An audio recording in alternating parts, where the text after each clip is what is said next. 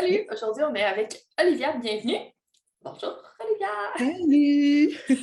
Donc, Olivia, elle travaille chez Audace Créativité. Elle a comme deux activités en parallèle. Donc, elle est cake designer, ce qui est très cool.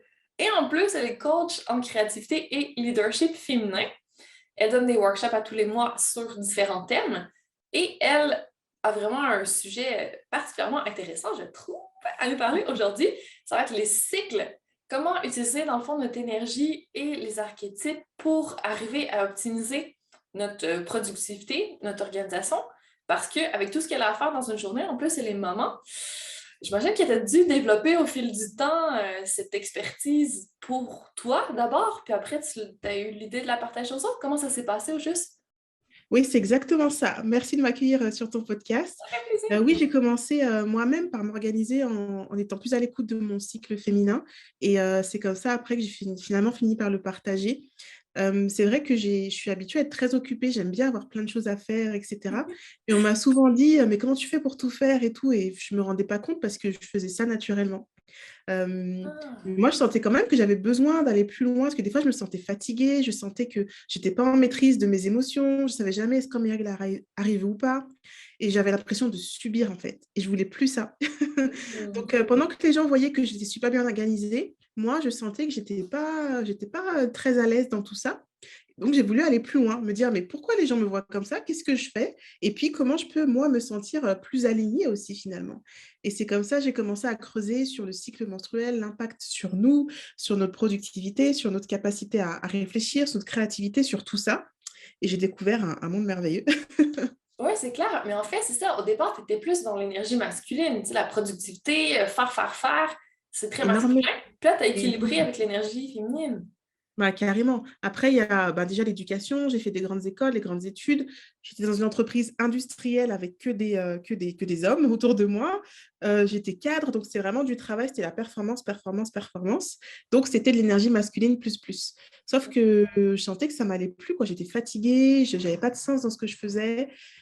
Ça m'allait pas. Donc, ça a été un tout qui a fait que je suis partie, j'ai créé mon entreprise et je me suis dit, surtout, je ne veux pas recréer les situations de mal-être ou de burn-out que j'avais pu connaître avant. Et je me suis dit, d'abord, je vais réfléchir à comment j'ai envie de vivre les choses, comment je me sens vraiment, et on y va comme ça. Comment mettre du bien-être dans ton travail? Ah, exactement. Yeah! Alors, par où on commence? Quand on s'intéresse au sujet. Ouais. Bah, en fait, moi, j'ai commencé par le comprendre mes règles, quand est-ce qu'elles arrivaient et pourquoi je me sentais si fatiguée. Pourquoi aussi j'étais parfois irritée alors que j'avais pas envie d'être irritée. Et c'est comme ça que je me suis vraiment focalisée sur le cycle menstruel et comment ça se passe. Et en fait, j'ai découvert que le cycle, c'est pas que la période des règles. Souvent, on dit le cycle, c'est mon cycle, je suis dans mes lunes et tout ça. Et on pense qu'aux 5 à 7 jours, là, on a nos règles. Et en fait, ça, c'est qu'une partie. C'est tellement rien par rapport à tout le reste. Mais On c'est a la vraiment... partie la plus visible, la plus Ah, dérangeante, si on veut. C'est pour ça qu'on exactement. focus dessus, mais c'est vrai qu'il y a d'autres choses avant. Bah, Ce qui c'est est intéressant. exactement ça. C'est la plus dérangeante, donc on est focalisé dessus. Et puis il y a sinon la période juste avant, la période prémenstruelle, on appelle aussi syndrome prémenstruel, le SPM, qui aussi est dérangeant parce qu'on sent bien qu'on est irrité, qu'on a envie d'être toute seule et tout ça. Et donc on parle que de ces deux périodes-là, comme si c'était, ah mon Dieu, forcément, on est irrité, irritable. Et est-ce que c'est vraiment que ça? Je me disais, mais est-ce que vraiment les règles, je suis obligée d'avoir mal, je suis obligée d'être irritée, d'être énervée et tout ça? Est-ce que c'est vraiment ça? Mais en fait, non. Et plus tu comprends en fait comment tu fonctionnes, et plus tu peux tirer profit de cette période-là. Et puis en plus, tout le reste autour, les autres semaines avant les prochaines règles, il se passe plein de choses aussi super dont on peut tirer profit dans notre business, mais aussi dans notre vie de tous les jours, quoi. Intéressant. Dis-nous en plus sur comment tirer profit des différentes périodes. Oui, alors concrètement, la phase des règles, on a tous remarqué, c'est une phase où on est fatigué et souvent on est dans le combat. On ne veut pas se laisser abattre, on ne veut pas que les règles nous gagnent, tu vois, donc on est dans le combat, on se force à faire des choses et en fait, ce n'est pas l'énergie qu'il faut. Là, notre corps, il a juste besoin de repos parce que les hormones, elles sont basses, donc c'est normal qu'on ait besoin de repos. Et si on respecte ça, qu'on prend du temps pour ralentir, pour se reposer et tout ça, déjà, on ira beaucoup mieux.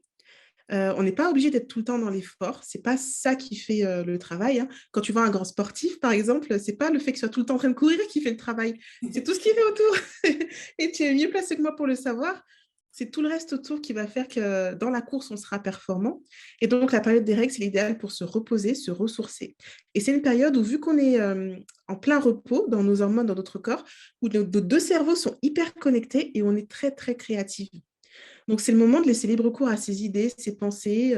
Si on a envie d'un nouveau concept, de tester des nouvelles choses, mais juste être dans la réflexion, c'est le moment. C'est le moment de rêver, de réfléchir à comment on veut faire la suite, comment on veut voir les choses, etc. Juste s'autoriser ça. Et déjà, si on commence à faire ça, on voit la différence, on se sent beaucoup mieux et on a une autre approche de nos règles. Et puis après, les hormones, du coup, elles continuent à se balancer. Donc, juste après les règles, on a souvent un regain d'énergie, on a envie de faire plein de choses. C'est un peu une vengeance. Si maintenant je me suis reposée, maintenant je suis prête à aller à fond. Et là, c'est une période où on est dans une énergie plus masculine, justement, parce que les hormones, elles remontent.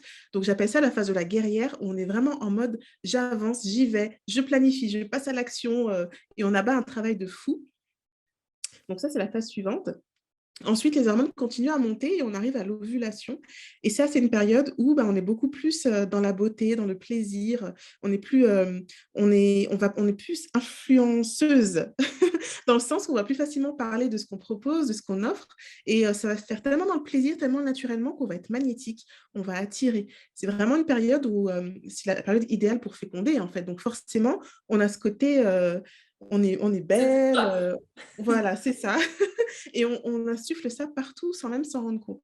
Donc là, niveau business, c'est vraiment l'idéal pour faire tout ce qui est travail de marketing, de vente et tout ça, parce que ça va être facile. Et puis la période suivante, les hormones recommencent un peu à descendre. On est dans la phase que j'appelle de la mère, où on est très à l'écoute des autres et de soi. On va prendre soin des autres, ça va être l'idéal pour faire tout ce qui est médiation, écoute, résolution de conflits. S'il y a des réunions de famille compliquées, c'est le moment de les mettre. Et, et puis, côté business, c'est aussi l'idéal pour tout ce qui est relation client, parce qu'on va vraiment être aux petits soins, en fait. Donc, ça va être très facile de gérer tout l'aspect relation client à ce moment-là. Et la phase suivante, c'est la phase du SPM, qu'on vit souvent mal, donc le syndrome prémenstruel, parce qu'on est irrité, énervé. Mais en fait, moi, c'est une de mes meilleures périodes, une fois que j'ai compris ce qui se passe. Parce qu'en fait, c'est une période où on a besoin d'être seul, déjà, et une période où on est très décisif, très visionnaire. C'est l'archétype de la reine. Donc, tu vois, on sait, on voit, et on ne se perd pas dans les détails, en fait. Sauf qu'à ce moment-là, des fois, tu as des gens qui te sollicitent, qui te parlent, qui machin. Toi, tu n'as pas le temps. Tu as juste besoin qu'on a droit au but et tu décides et on avance, tu délègues, tu te prépares pour la phase suivante où tu vas avoir tes règles. Donc, on est en mode, on débarrasse tout ce qui est superflu, tu vois. Et quand tu prends conscience de ça et que tu regardes le bon côté de chacune des phases, ça change tout. Dans l'humeur et dans notre capacité de travail aussi. Moi, j'ai beaucoup de clientes qui me disent des fois, mais j'ai pas d'idée, ou alors j'ai trop d'idées, et puis il y a des fois, j'ai plus rien et tout. Mais ça, c'est juste normal, parce que nos hormones, elles dansent. Donc, il y a des moments où on aura plein d'idées et des moments où on en aura moins, mais c'est normal et tout va bien. C'est ça, c'est juste de le comprendre en fait, puis après on peut en tirer profit. Mais là, il y a juste un petit problème, c'est que la vie est pas faite comme ça, malheureusement. Disons qu'on est plus en milieu corporatif encore, c'est tellement pas fait pour respecter les cycles féminins, c'est très énergie masculine justement. Oui, Donc si on n'a pas un travail à notre compte, comment on fait pour oui. appliquer ça concrètement? Ouais, c'est très dur parce qu'effectivement, je suis passée par là pendant 12 ans en corporate et c'est tabou.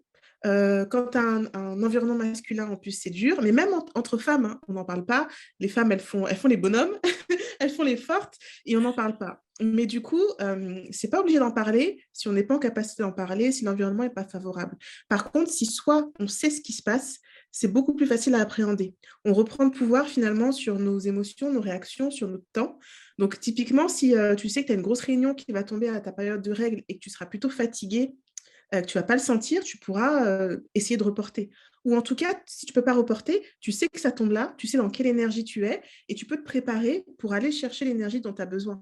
Parce que, comme je disais tout à l'heure, quand tu as tes règles, tu es fatigué, mais c'est aussi un moment où tu es très dans la création, dans l'invention, dans les idées.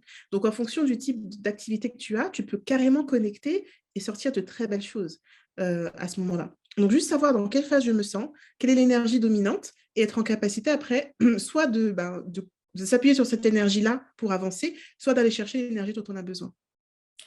Ou d'essayer d'aller chercher aussi dans notre vie quotidienne, si on ne peut pas contrôler le travail, est-ce qu'on peut se laisser peut-être plus de repos, plus d'espace dans notre à côté du travail, dans le fond, peut-être pas planifier plein d'activités en famille, c'est pas le temps de faire des gros workouts, de choisir un petit peu plus ce qu'il y a autour aussi, j'imagine. Ouais. Ah ouais, totalement, tu as raison. C'est vrai que souvent, on se met plein de choses. Et je crois qu'il y a un peu de culpabilité aussi, surtout quand on est femme avec beaucoup d'activités. On se dit, si je me mets beaucoup dans mon travail, il faut que je sois aussi beaucoup là pour la famille. Donc, on met plein de choses. Sauf que la famille, des fois, elle n'a pas besoin qu'on mette plein de choses, juste d'être là avec elle et de rigoler et de boire un café ensemble. Des fois, c'est juste suffisant.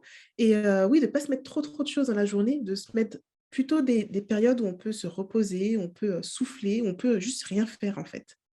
Oui, mais je pense que ça fait du bien à notre famille aussi. Puis même si notre conjoint ou si on a des enfants qui sont plutôt des ex-masculins, eux aussi, ils ont quand même des cycles. Peut-être que c'est moins marqué au niveau hormonal, il y a moins de fluctuations.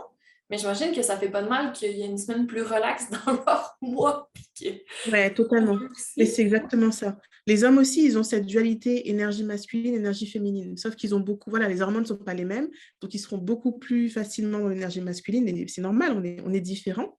Et eux, le changement, il ne va pas se faire mois après mois. Tu vois, nous, chaque semaine, il y a du changement. Eux, ça se fait plutôt sur des longues périodes, voire des années. C'est vraiment une approche différente. Mais ça n'empêche pas que les hommes aussi aient besoin de cet équilibre-là. C'est juste que les doses ne seront pas les mêmes et le rythme n'est pas le même. Mais ils ont besoin aussi de repos, ils ont besoin aussi de créativité, ils ont aussi des moments où ils seront plus créatifs que d'autres, évidemment. Hein, ils sont aussi cycliques à leur façon.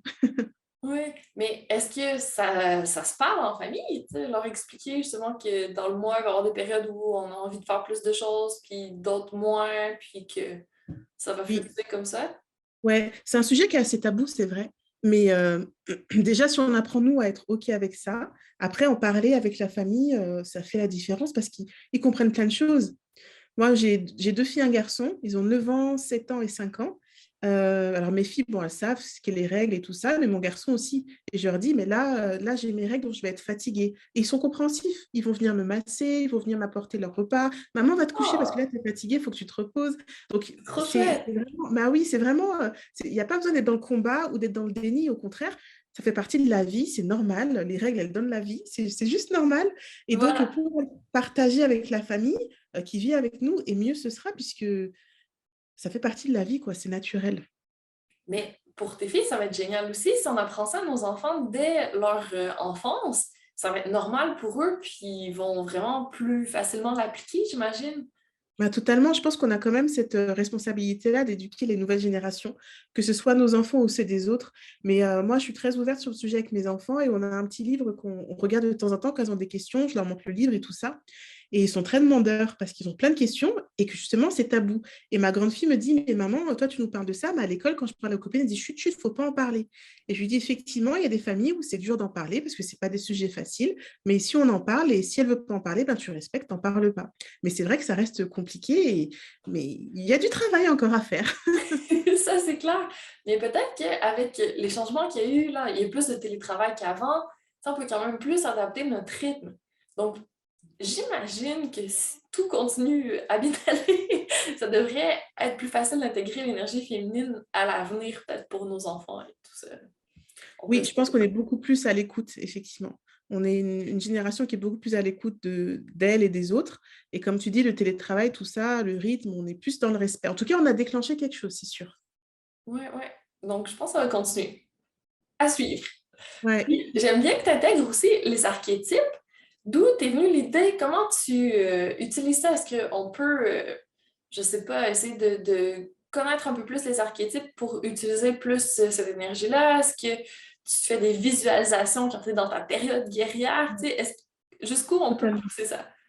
Ah, mais totalement. En fait, moi, dans mes programmes, on danse, en fait. On danse pour incarner les archétypes. En physique, j'aimerais bien refaire, mais pour l'instant, on le fait à distance et on danse vraiment l'archétype. Tu vois, quand tu as besoin de te sentir reine, déjà, si je te dis, tiens-toi comme une reine, tu vas avoir une posture. Voilà, tu vois, tout de suite, les épaules, le visage, ça change tout. Et en fait, quand tu prends le temps de te dire, je suis une reine, d'écouter la musique, de le sentir dans ton corps, tu as vraiment un truc qui change là. Tu vois, j'en parle, j'ai des frissons parce que vraiment, tu as un truc qui change à l'intérieur. Tu dis, ouais, j'ai cette capacité, je suis compétente, j'ai une vision, je suis une reine. Et ça change tout.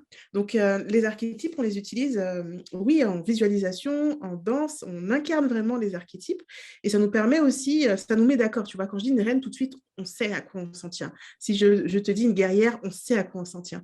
Et ça permet après d'avoir une discussion autour de ça et d'aller beaucoup plus loin, finalement, dans notre compréhension des différentes facettes de nous-mêmes. Ouais, je pense que c'est un bon point de départ parce qu'au début, quand on essaie de comprendre un peu les différentes phases, tu sais, si on se met vraiment dans la peau de la reine, de la Ouais, guerrière, ça c'est nous ça. met direct dans la bonne énergie, puis c'est plus facile de l'incarner, justement. Exactement. Et en fait, le cycle menstruel, c'est vraiment un point de départ pour pouvoir s'observer et comprendre. Mais après, toute la beauté, c'est d'arriver à avoir cette énergie quand on en a besoin, tu vois. Si tout à l'heure, j'ai quelque chose à faire, là, je ne suis pas dans le mood et j'ai besoin de mettre en mode reine, ben, en quelques secondes, je peux me mettre dans la bonne énergie et y aller, quoi. Et c'est là qu'on reprend, on voit tout notre pouvoir, il est là, il est là. Oui.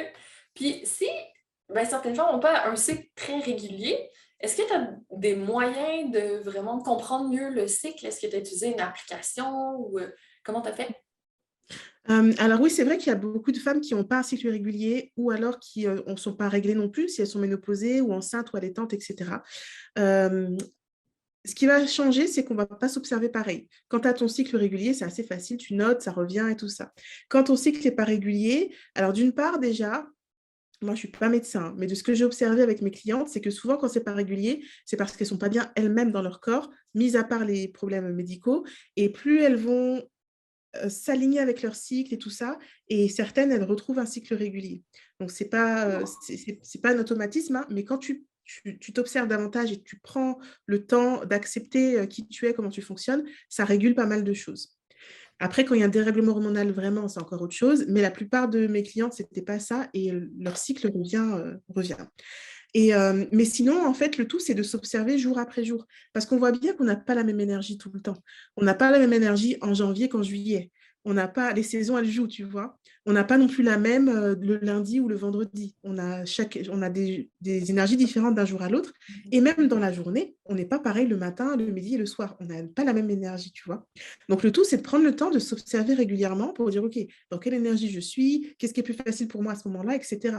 Moi, le lundi, c'est une super journée où je suis en mode reine, où je vais prévoir les choses, organiser tout ça. Par contre, le vendredi, je suis en mode enchanteresse. Comme quand j'ai mes règles, je suis en mode création, créativité. Il ne faut pas me demander de réfléchir trop, tu vois. Mais ça demande de l'observation pour comprendre comment tu fonctionnes, à quel moment tu as quelle énergie. Et comme ça, tu peux t'organiser beaucoup plus, avec plus de respect de qui tu es et de comment tu fonctionnes, en fait.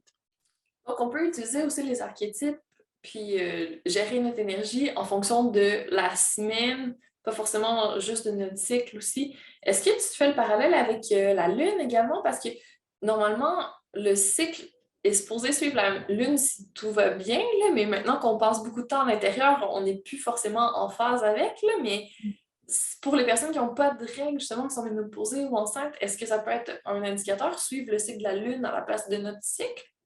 Totalement, ouais. Mes clientes qui sont ménopausées, c'est ce qu'elles font. En fait, on a toujours un cycle, quel qu'il soit. Même dans notre corps, hein, on voit le cycle des règles, mais le vagin a un cycle, les ovules ont un cycle, l'utérus a un cycle, chaque partie de notre corps a un cycle. Et c'est tout combiné qui fait Wow. qu'on parle du cycle menstruel, mais chaque organe a son propre cycle. Et quand on n'est plus réglé, on va toujours se caler à un cycle. Et la plupart de mes clientes non réglées, effectivement, elles se calent à la lune, certaines au soleil, mais la plupart, c'est quand même à la lune. Et effectivement, les différentes phases de la lune, on retrouve les différentes phases du cycle menstruel. Ce qui va être différent, c'est que les durées ne seront pas les mêmes, mais elles vont ressentir ces énergies-là liées à la lune. Ouais, totalement, totalement. Donc, il y a plein de choses à explorer. C'est vraiment un Ouais, monde c'est merveilleux. vraiment un beau sujet et il y a tellement de façons. Tu vois, moi, je suis vraiment sur l'aspect organisation business, mais tu peux aussi appliquer ça à la nourriture, tu peux aussi appliquer ça au sport parce que tu te fais pas le sport de la même façon quand tu as tes règles, quand tu les as pas. En fonction de l'énergie, tu vois, tu peux l'adapter. J'ai même vu une coach qui l'adapte à la façon de s'habiller. On peut vraiment aller très loin sur le sujet, quoi, parce que c'est vaste et il y a plein de possibilités. Wow! Et là, tu as un programme qui parle de tout ça, si on veut aller plus loin. Oui, exactement. Alors déjà, j'ai un guide, les 3 étapes pour s'organiser selon son cycle menstruel. Et je parle de comment se calquer à la lune quand on n'est pas réglé. Et en tout cas, chaque partie du cycle, qu'est-ce qui est plus approprié niveau business. Et puis ensuite, j'ai un programme que j'ai appelé la méthode Piano. Donc, Piano, c'est planifie tes intentions annuelles et non tes objectifs. Et donc, on planifie notre année en fonction de notre énergie. On se met dans l'énergie féminine en intention et pas en objectif qui est l'énergie masculine. Les objectifs, on les verra à la fin. Et on se met d'abord dans ce mode de mélodie finalement, où on va mettre la danse pour les archétypes, mais aussi vraiment avoir cette sensation de danser notre organisation, de danser la vie, parce que ce sera tellement léger, facile, fluide, qu'on a l'impression de danser, qu'on a envie de chanter tout le temps. Ah, ça donne Et, envie! et le programme, c'est ça, c'est déjà, d'abord on commence par comprendre les archétypes. Il y a un quiz au départ qui permet de comprendre comment nous, on fonctionne. C'est quoi qu'est-ce qui ressort le plus en termes d'archétypes chez nous? Quels sont les avantages de chaque archétype? Les risques aussi quand on en a trop ou pas assez. Et le tout, c'est de chercher l'équilibre. Une fois qu'on a compris ça, qu'on met en place l'observation, l'équilibre, après, on va aller taper dans nos besoins, nos priorités, etc. Parce que c'est ça qui va faire le socle de base pour protéger notre organisation. Et puis après, on va planifier. OK, ça me semble optimal tout ça. Ouais. Super! Donc, on va mettre en show notes, sous l'épisode, dans le fond, le quiz pour commencer. Donc, c'est le point de départ. Puis après ça, le cours aussi. Tu as un podcast que tu Oui, vas aussi. le sujet. Sinon, on peut te suivre sur Instagram également, Exact. Audace Créativité, ou tu as ton site web qui est aussi audacecreativité.fr pour avoir toutes les infos. C'est Un grand ça. merci, Olivia, c'était super intéressant. J'espère que ça a donné plein d'idées, que ça a peut-être permis d'avoir des déclics aussi pour certaines femmes qui comprennent mieux pourquoi c'est pas toujours pareil d'un jour à l'autre, puis c'est pas une maladie d'avoir nos règles non plus. C'est beau, c'est des fluctuations d'énergie, c'est des opportunités de foncer, de se reposer, puis d'alterner pour pas être toujours en mode pouce, pouce, pouce, puis à un moment donné, on n'a plus d'énergie, on est complètement brûlé. Donc, c'est bien fait la nature quand même. Il faut juste apprendre à comprendre tout ça puis à l'utiliser à notre avantage. Exact. Ben, merci beaucoup, Andréane. C'était un plaisir d'être là avec toi. Pareillement, une belle journée. À toi aussi, à bientôt. À bientôt.